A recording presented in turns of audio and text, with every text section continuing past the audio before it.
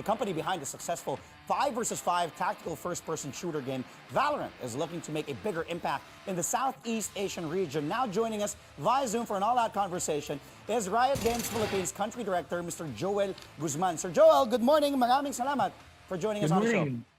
Thank you for having me as well, Andre. Thank you. Welcome to Sports Desk here on CNN Philippines. So, sir, you guys will be launching an event today. Daming excited. Even our producer, si Ash Mercasio, Valorant player talaga. Awesome. Very excited. So, I believe ito po yung send-off event din dun sa Team Secret, yung Pinoy Valorant team na lalaban sa isang tournament this month. Sir, please tell us more about it. So that's correct. So the whole VCT Pacific League will pit 10 teams, no?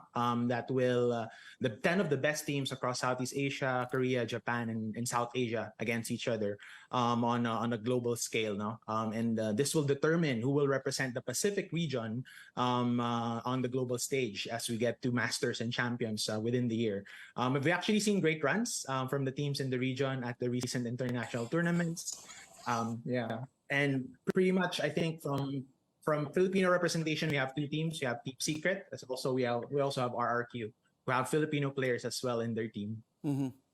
As I said nga kanina, Sir, Valorant and Riot Games is really looking to make a bigger presence sa Southeast Asia. And syempre dito po sa Pilipinas. In fact, may mga Filipino agent na nga sa Valorant, si Neon, kung di ako nagkakamali.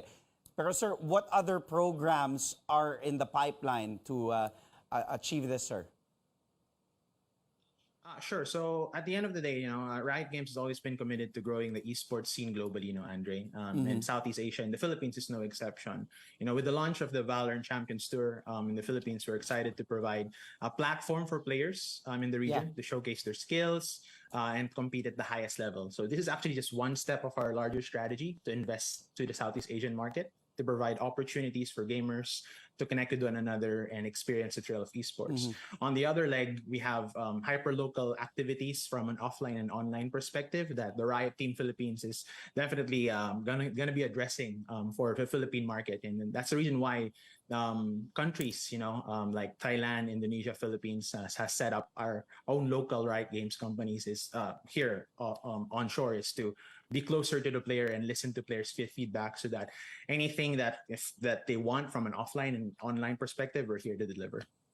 Sir, due to the pandemic, nagkaroon ng time na talagang online lang yung mga gaming events. Well, di ba? Siyempre, walang face-to-face. And puro online. And paano po kayo, how did you adapt to those challenges? And how did you guys deal with it? Na siyempre, expected naman na, naku, mas dadami maglalaro ng online. That's true. So the pandemic actually has certainly presented some challenges in terms of organizing gaming events and competitions. But on the other end, we've also seen some exciting opportunities arise. As you mentioned, with more people staying at home back then, there's been a huge surge of interest both in gaming and esports. And actually, with pivoting, we've been able to reach more players more than ever through our online events and competitions. Of course, from an offline standpoint, we're also taking the necessary precautions to ensure the safety of our players and staff, because iba pa rin yung offline, the being there, experiencing the energy.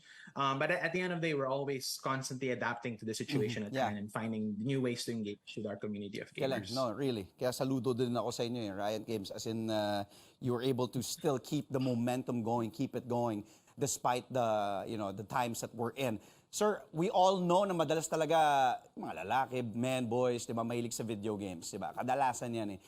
But surprisingly, I was just told by our producers, a large portion of Valorant's players are females. Is that correct? Pasok na pasok dahil Women's Month this month. So actually that's true.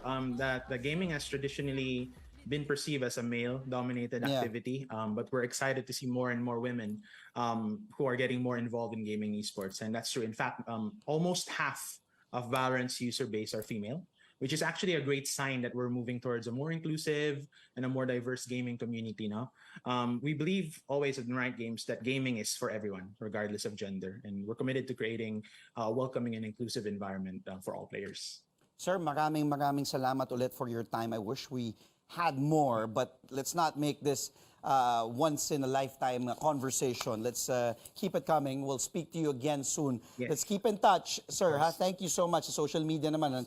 Thank you so Sir much, Joel. Andre. Mabuhay kayo. Riot Games Philippines, maraming salamat ulit sa oras mo. That was Joel Guzman, Country Director of Riot Games Philippines.